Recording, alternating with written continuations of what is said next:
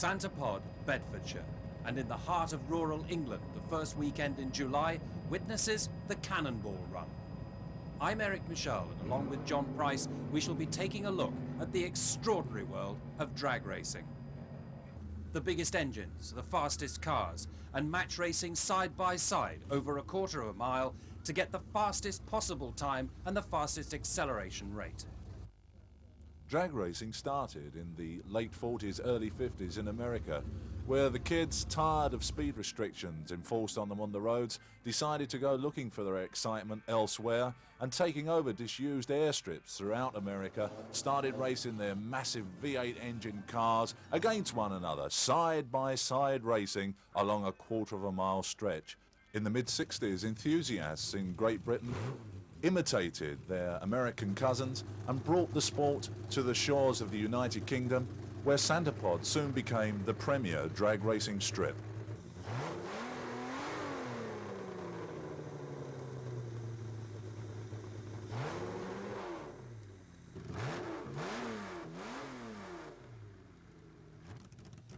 As technology has advanced, it's affected the world of drag racing, but at the end of the day, it's all about getting the most out of that lump of metal. Drag racing is not only about four wheels, it's about two wheels as well. In the sport at the moment, there are many classes involved with drag racing. In the bike world, we range from the street machines right up to the massive 1500 cc's nitro burning power units, which can complete the quarter mile in 7 seconds at incredible speeds approaching 180, 190 mile an hour. To transfer that amount of power down onto the tarmac, it's all about tyres. Here we see the machines warming up the rear tyres prior to a run on the quarter mile. The idea of this is to get that machine, the compound of the rubber, as hot and as tacky as possible in order to get the traction on the start line to commit as much of the power that the engine is producing onto the track. The rider now approaches the start line and waits for his signal to go.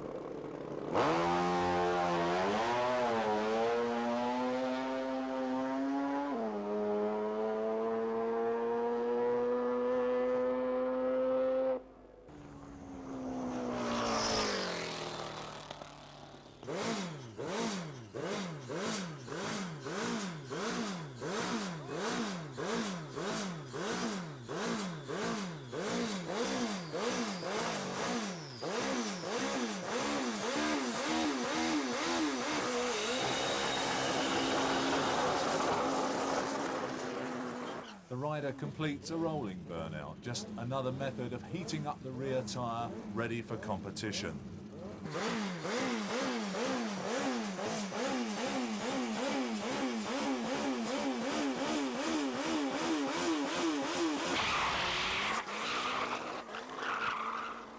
Tony Lewis on his turbocharged Kawasaki, putting in yet another 8-second run to thrill the large crowd at Santa Pod.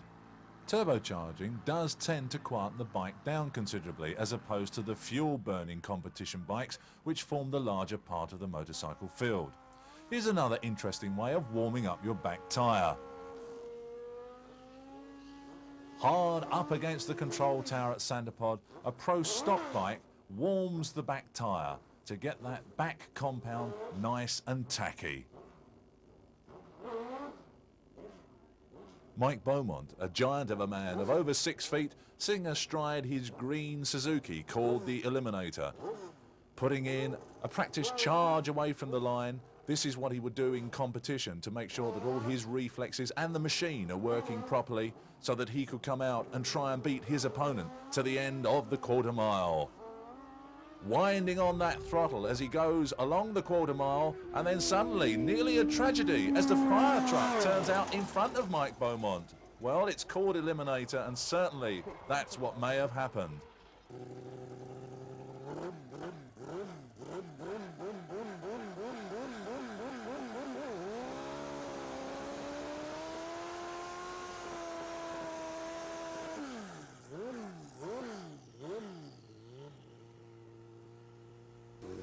Once again, the tyres are warmed up prior to moving up to the start line. Alan Jeffries here on Dead Ringer. 1325 Kawasaki, and it's turbocharged. Up to the start line, the almost silent scream of the engines, and then disaster nearly strikes. Those two incidents go to prove how easily and how close the massive pressure and the danger just around the corner is ever present. Back in the paddock, it's the cars. And these are the funny cars. This is what drag racing at the Cannonball Run is all about. Funny cars, because that's exactly what they are. They're funny looking cars, are these massive 8-litre engines cocooned within fiberglass bodies with chassis made of titanium. These cars are the Formula One cars of British drag racing, capable of reaching speeds of up to 250 mile an hour on a standing quarter mile, taking just the lower end of the 6-second bracket to get to the top end of the strip. Feverish activity on all the vehicles, getting ready to come out onto the quarter mile for their qualifying session.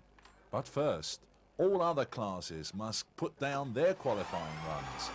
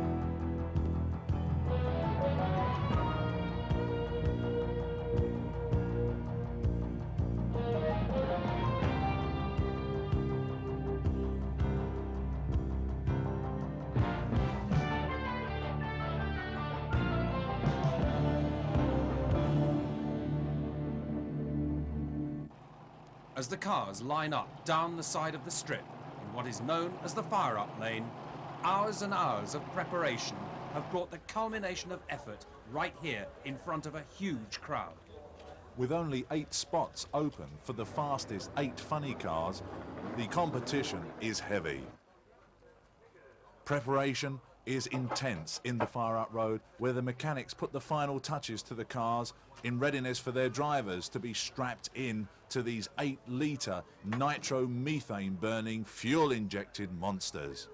The Cannonball Run is a true international meeting, with drivers attending Santapod from America, from Scandinavia and from Europe. And in funny car, the heat is on. Colourful names of the cars as they come down the fire-up road ready to run. The Motown Shaker from Norway, that's going to be the ride of Runa Field. Showtime and Budweiser, the rides of the 2 Americans in the race this weekend, Tom Hoover and Harlan Thompson. Wild Bill Sherratt, a past winner of the Cannonball Run in the Cannonball car. Dave Page in the ever-popular Panic funny car. Tony Bowden in the Hitman funny car. And Alan Bates, the crowd's favourite, in the Hound Dog. The drivers themselves are preparing to get ready to enter their cars, putting on their protective clothing. Danger, of course, being present alongside the driver. The driver is buried deep behind the engine in the very rear of the car, almost excluded from view even when the body is lifted up to start the engine. Andy Craddock getting himself prepared to put in his first qualifying run in the frontline car. On go the fire-resistant gloves, fire-resistant boots, and a full fire-resistant suit. Fire is the ever-present danger. When you're using fuel such as nitromethanol, each explosion in the engine chamber is a real explosion in every sense of the word. The starter motor is on, the adrenaline is pumping.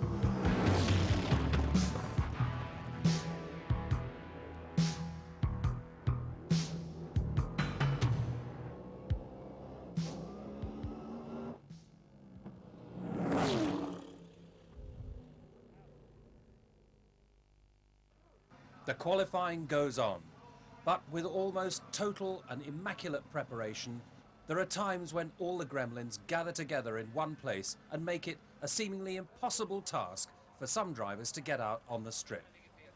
Harlan Thompson and the Budweiser team had nothing but problems during the Cannonball weekend with a brand new car.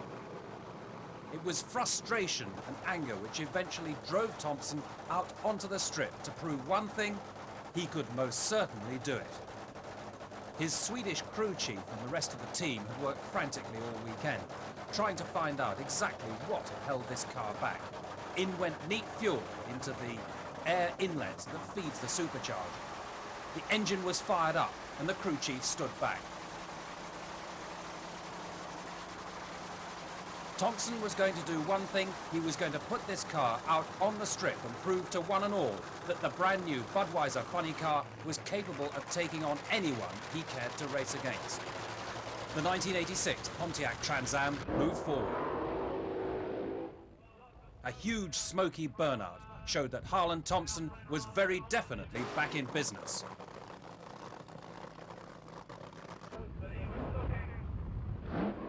Blipping the throttle, he chirped the engine, keeping the rubber hot and the tyres clean.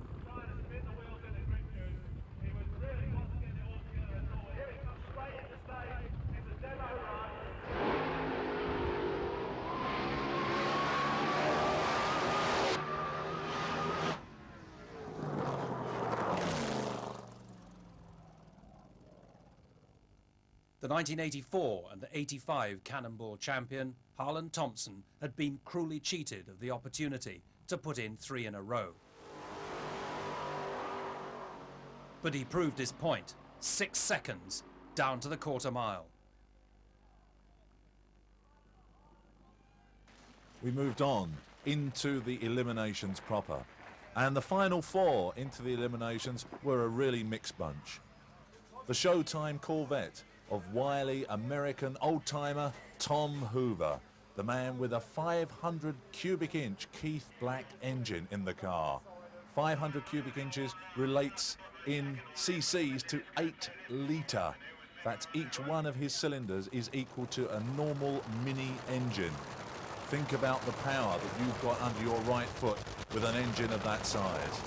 He came up against British man Dave Page in the all-popular, always reliable Panic Chevrolet Monza. The crowd at Santapod waiting expectantly for this race between the American and the British man. This is what they'd come to see. An Anglo-American tussle out on the drag strip at Santapod. Mixed feelings were evident from the crowd. American servicemen who'd come along to the Budweiser run, cheering on, obviously, their hero Tom Hoover. The British contingent right behind Dave Page.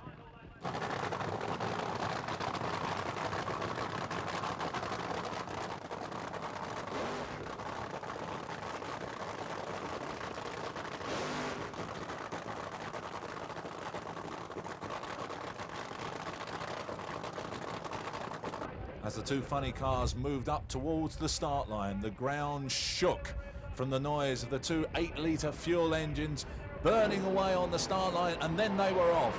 Tom Hoover noticeably out in front and held the lead right the way to the top end, taking a very convincing win over British man Dave Page. But a good run nonetheless from the Page family and the Panic Chevrolet Monza. Tom Hoover going forward into the final, but who will he meet? One look in the fire-up lane and anyone in the crowd would tell you Hoover had got tough competition on his hands. A re-look at this run and the brute force through the rubber.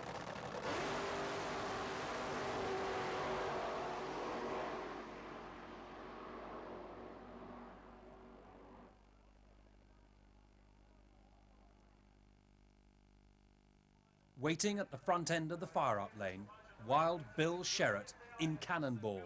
And just behind him, Rune Field from Norway, his crew frantically working to get this car ready to go out on the strip. He'd been late down into the fire-up road, Rune Field. The crew were still working on the car as it was towed down. But being such a hot day, Bill Sherratt, sitting in his fire suit at the back of his funny car, was getting too warm. So he decided, I'm going to go for it. And that's what he did. He started the car up, came out onto the strip for the burnout, but where was Rune Field?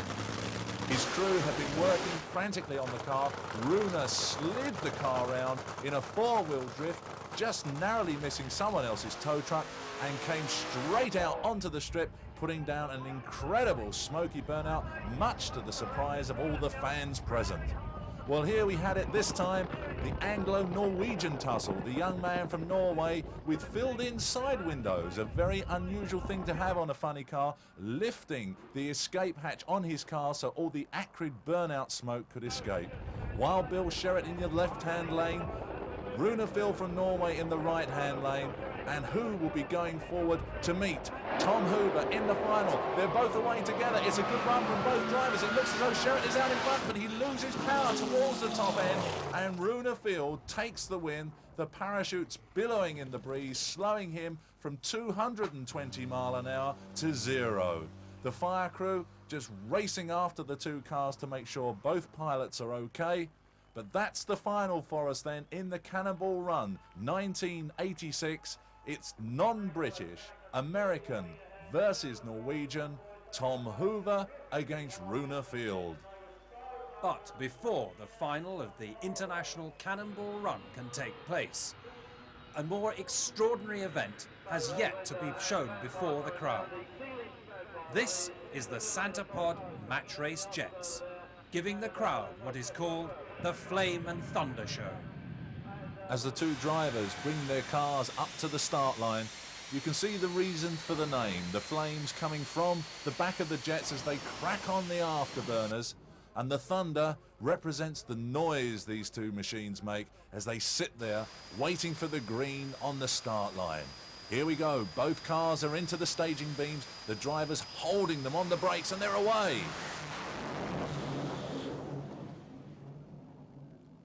And it's Mark Woodley with the Hellbender car, reaches the top end first. His parachute's coming out to slow the car from speeds in excess of 220 mile an hour, right back down to 0 once more. The tension now mounting, the crowd waiting for the final of the 1986 Cannonball Run. In the final are an American and a Norwegian. No British cars have made it through, but that doesn't stop the tension building in amongst the grandstands and the viewing areas for the crowd. The two cars come out with a side-by-side burnout, proving that both are in business to take the Cannonball Trophy. Runefield from Norway, Tom Hoover from America. The grip juice goes down for both cars, that tacky substance that gives them more traction on the start line. Runefield, the man who must be classed as the underdog, up against the old stager, the American Tom Hoover. They move up towards the start line. The crowd are on tiptoe in the stands. Here they come into the staging beams. This is going to be the automatic operation that starts them.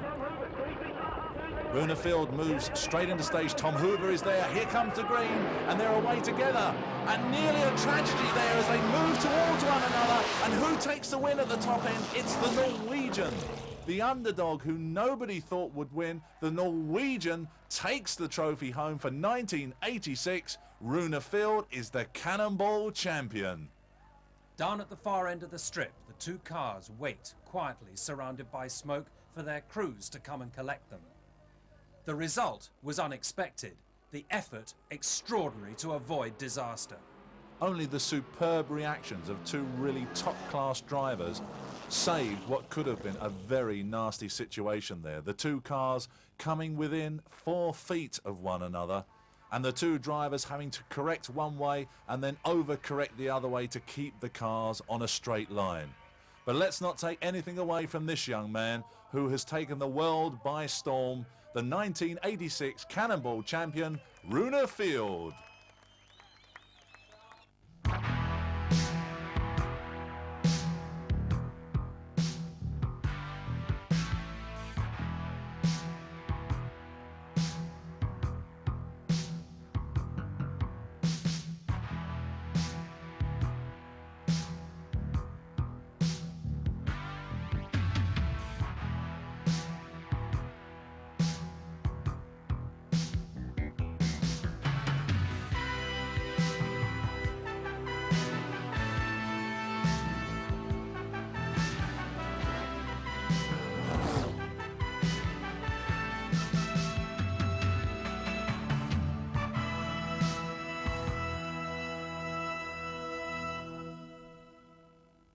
Almost 3 months later, the end of September, many of the teams have returned to Santa Pod.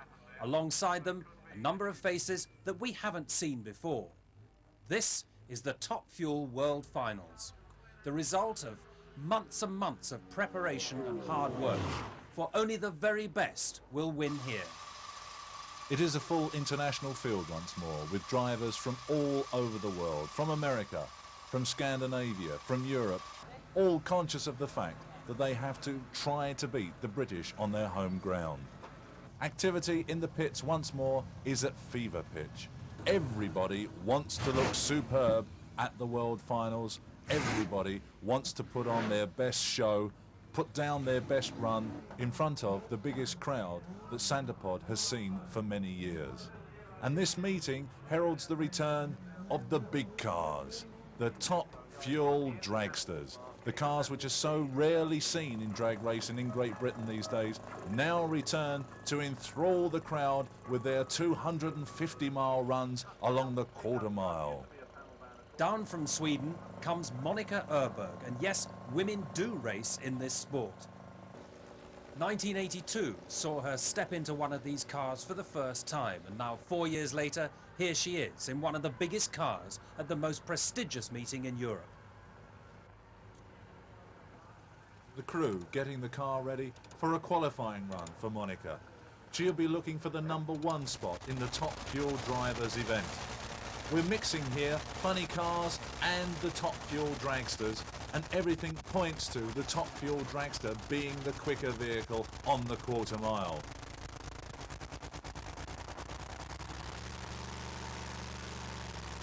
But that's the big vehicles. You can come into drag racing at many different levels. Dragsters and competition altered cars vie for position in the sportsman categories. And here, yet again, another lady competitor takes to the strip in this A35, running with a massive 390 cubic inch Ford engine, which equates to something like 6 litres in English money. This is Stephanie Millen, bringing the car up to the start line, running alongside a 5-window Plymouth coupe-bodied altered of Mark Riches.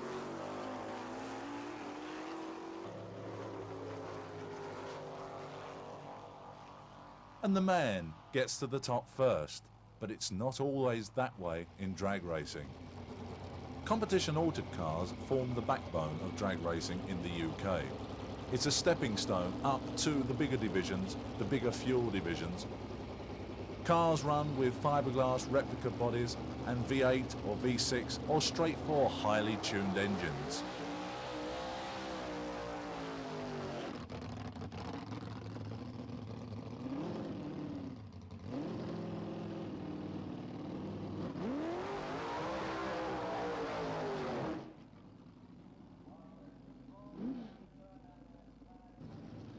The sounds are absolutely ear-splitting as pair by pair the cars make their way down the strip.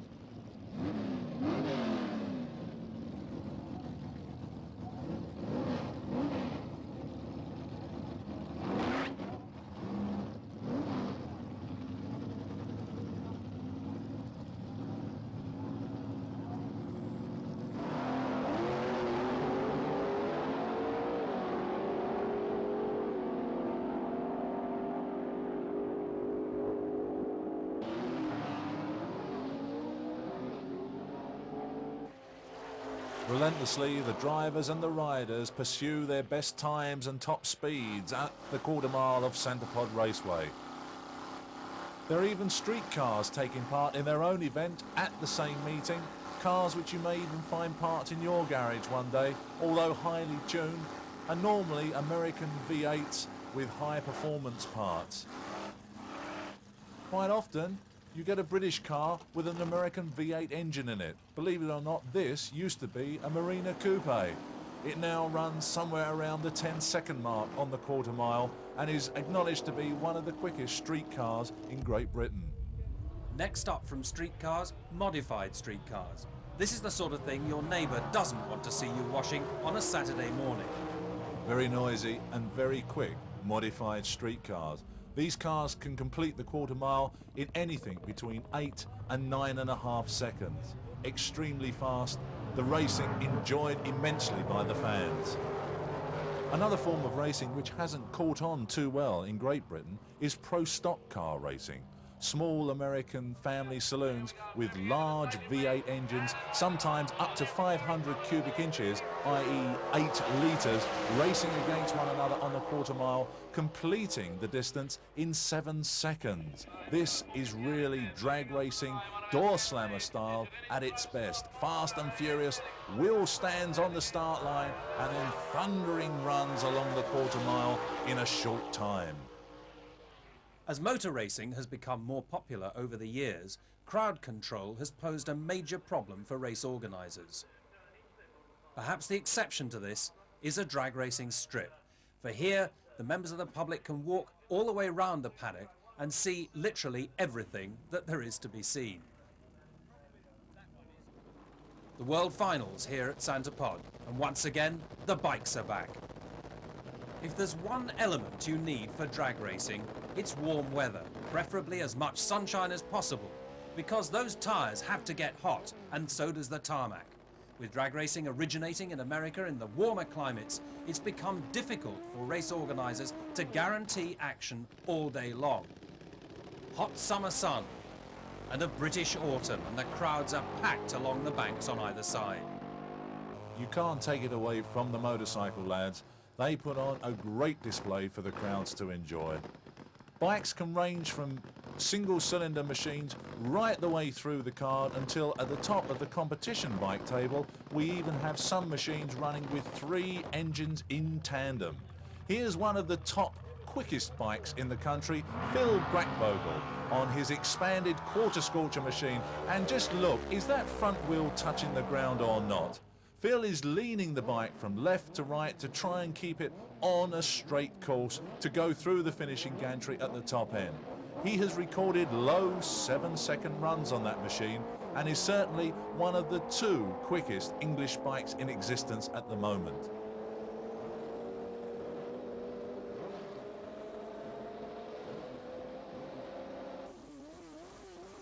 Burnouts are all important, and here's one young man warming his rear tyre against the control tower at Santapod.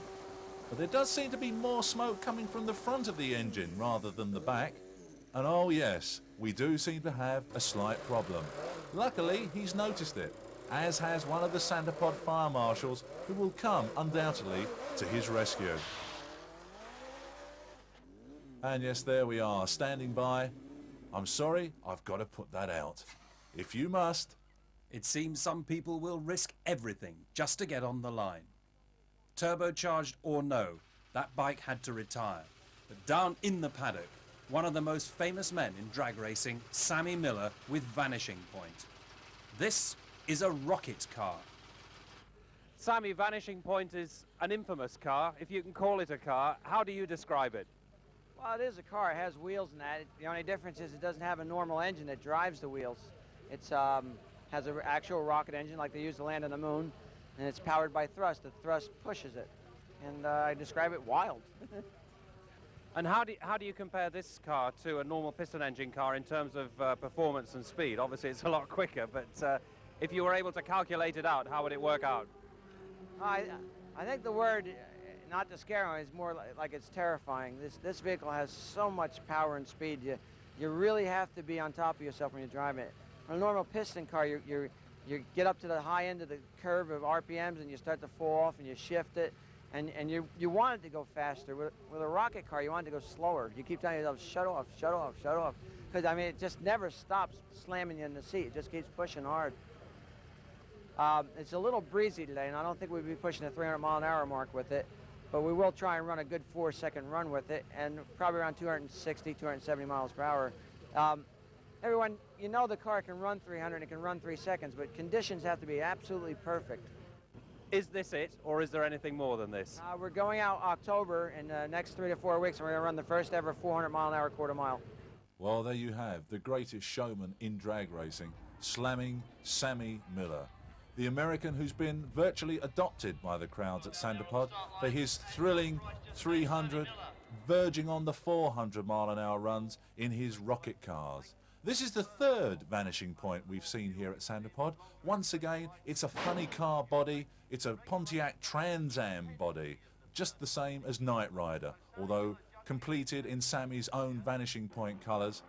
Sammy just getting the engine ready now to fire up on the start line. And the incredible thing with a rocket car is that it's quiet until it's ready to go.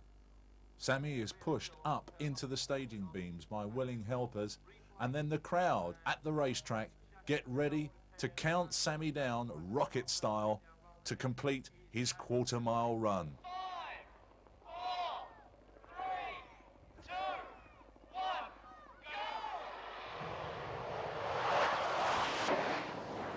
go! And Sammy Miller completes the quarter mile in 4 seconds. The thing you can't do with Sammy is sneeze or blink or you miss it. But if you have, here it is again.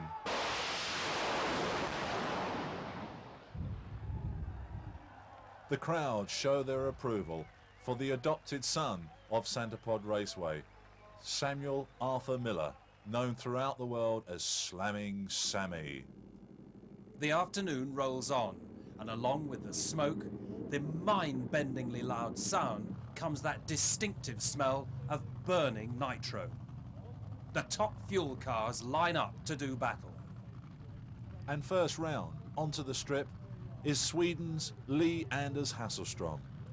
The last time the crowd at Santapod had seen Lee, he was sponsored by the Swedish Air Force, no less, now running in the colours of Coca-Cola and astonishing everybody at Santapod by putting down a 5-second run in funny car. This is going to be a great afternoon's racing. With Lee going through the top end at 235 mile an hour, he suddenly becomes the man to beat in the afternoon's competition. Next car out, the Cannonball car. 484 cubic inches of Keith Black power.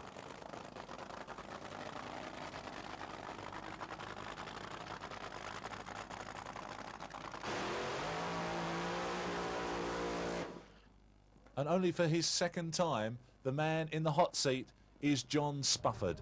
Young John, who suffered a very nasty funny car fire at a meeting prior to the World Finals, trying his hand at Wild Bill Sherratt's old ride, the Cannonball.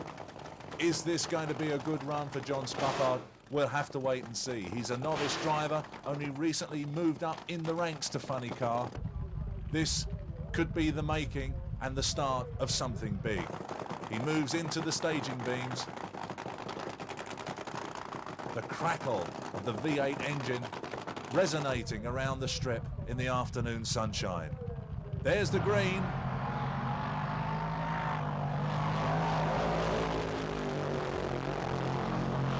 And it's a good run for John Spufford, completing the quarter mile but bouncing very, very heavily. The parachute coming out very late and the paramedics rushing down the strip to check that John Spufford is okay. This is a normal precaution undertaken at any drag race strip, and once they have assured themselves that the driver is okay, the fire engines have assured themselves that there's nothing on fire, everything returns to its normal position.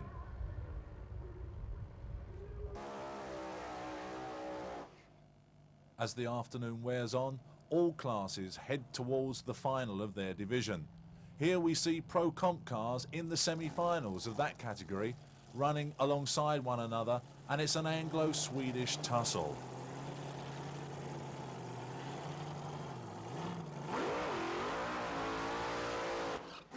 A smoky burnout from the Swede, Tony Brittenson, says that he is in full competition and looking to take the title of the quickest Pro Comp man away from England's Steve Reed, the man in the opposing lane.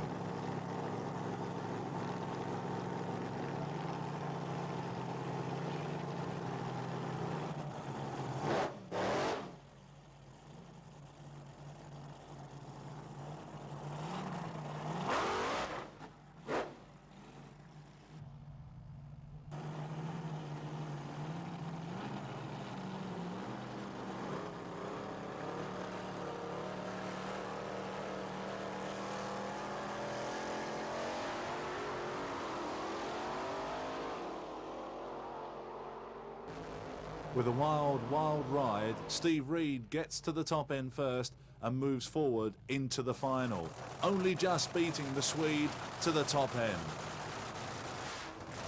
The ear-splitting noise, a reminder that the top fuel cars were back in the paddock. The fumes from the burnt fuel is enough to make tears run down your face. Gary Page, in panic, had taken the Chevrolet Monza out in qualifying and had broken. He never made the final runs.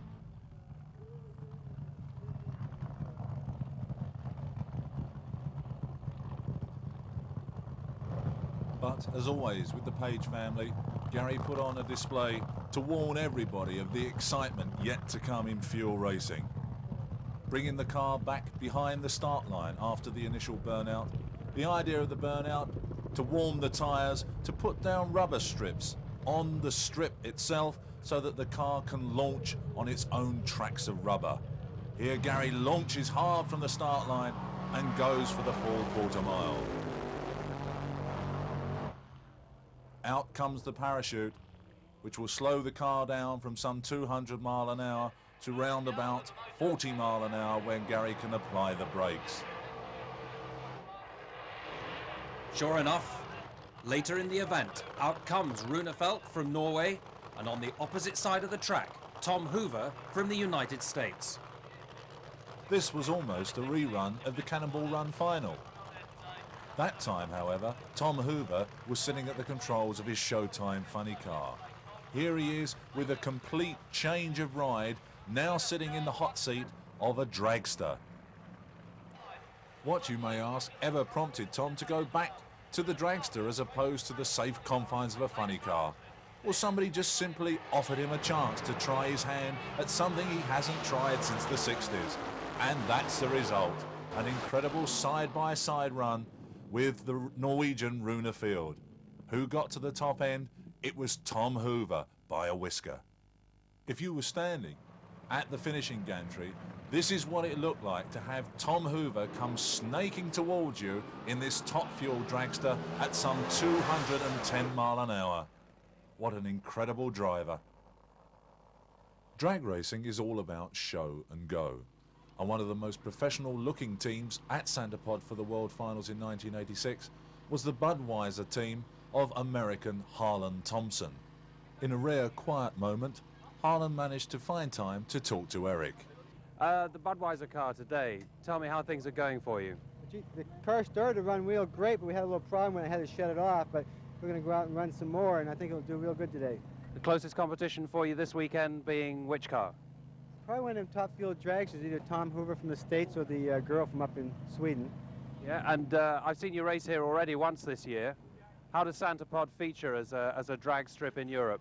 I like it. I had real good luck here at Santapod. I've been coming here for 5 or 6 years, and I think we have an awful good win record here. And I enjoy the crowds and the whole thing around this area. Can you tell me a little bit about the Budweiser car, the engine, and what you do to it to hopefully get ahead of somebody else? Well, actually, everything on the engine is special made just for drag racing. It has about 2,500 horsepower and runs on nitromethane fuel. It usually runs in the 5s about 250, 260 miles an hour.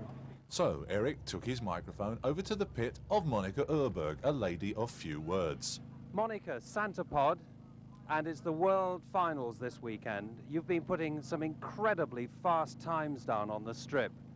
Tom Hoover, of course, very strong competition. Are you looking for a win here this weekend? We surely do hope so. Well, Monica, very short on words, but certainly not short on bravery. That lady was out there in competition later on in the afternoon sunshine. When Harlan Thompson had said to me earlier in the day that he felt sooner or later he'd end up running against Monica, he was not wrong. The two of them rolled out onto the start.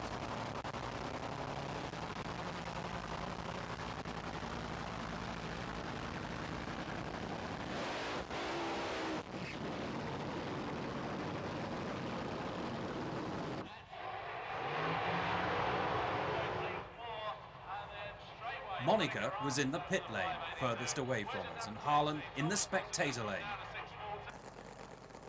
Both cars, having completed their burnouts, pulled back behind the start line, ready to come back into the staging beams to put in a run.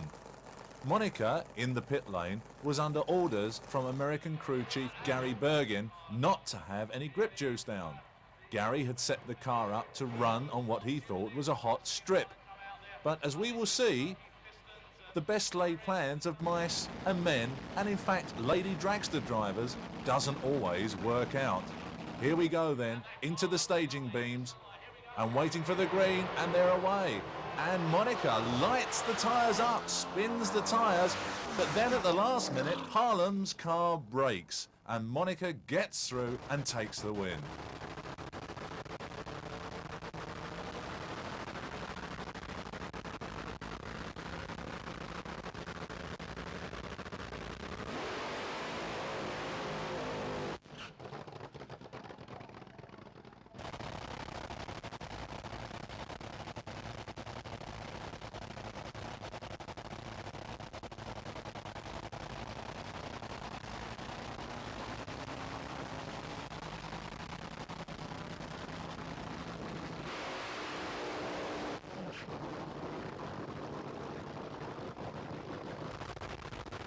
Tom Hoover completes his ear-splitting burnout and reverses back behind the staging lights.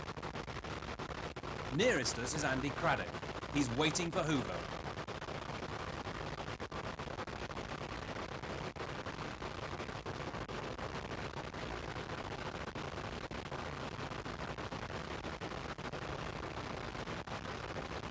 So the preparations completed. Both cars now approach the staging beams.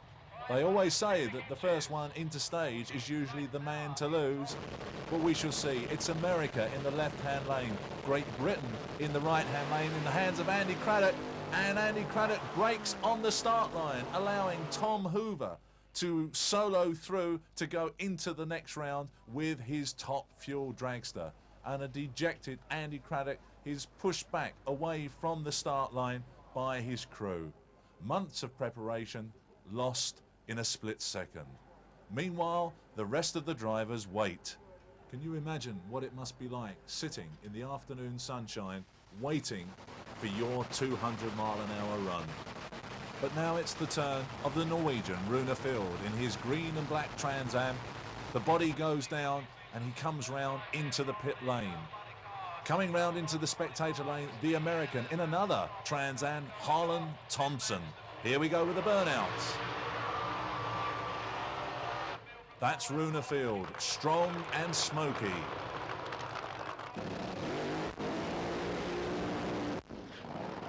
Harlan Thompson lights up those back tyres, smoking his way over 30 or 40 yards of the first part of the drag strip, putting down 2 tracks of rubber, which he would then park the car on to leave the start line in the race.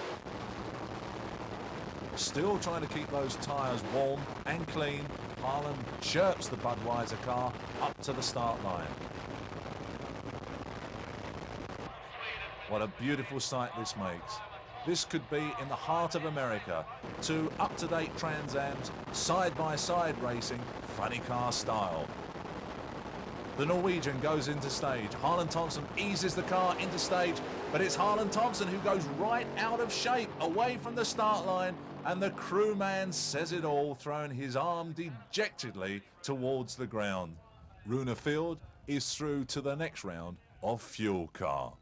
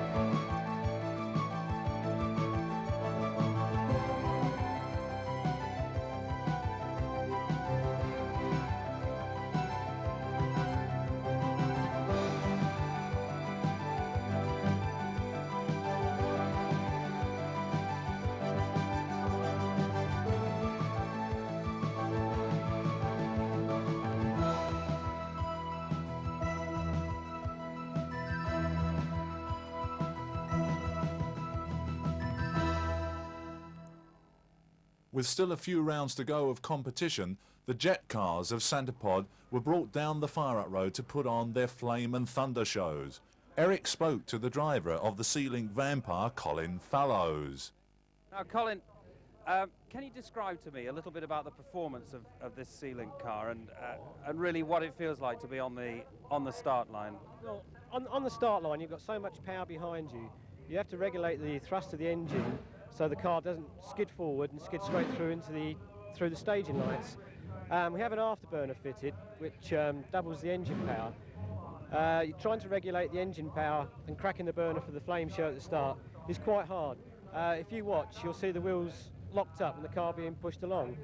Getting the car into stage is very hard. You obviously want as much power as you possibly can without sliding forward. And then you've got to get 100% power on to launch off the line, then open the afterburner. So what effect does that have on you physically when you leave the line? Leading the line, it's not as bad as people make out. You pull about 3G, which is 3 times your own body weight. Stopping at the other end is another thing.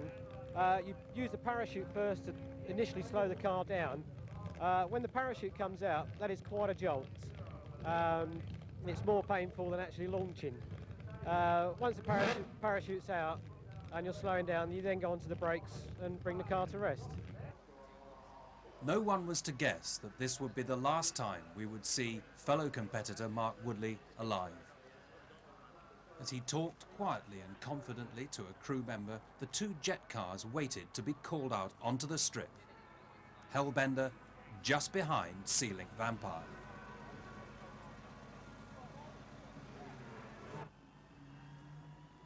Every available area for spectators seemed to be packed right around the course as the jet cars moved forward and up to the staging lights.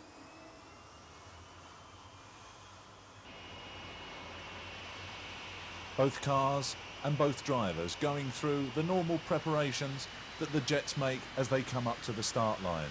The flame and thunder show, the cracking on of the afterburner, being carried out like any normal race meeting day at Santa Pod.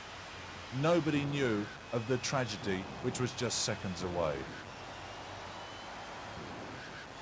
The afterburners cracking on, showing out even in the bright sunshine, the large flames at the back of the cars. So coming up into the staging beams, all seemed in order. No one was to know that this was to be Hellbender's last run. The green was on, both cars were gone, and the run seemed perfectly normal up to the finish line.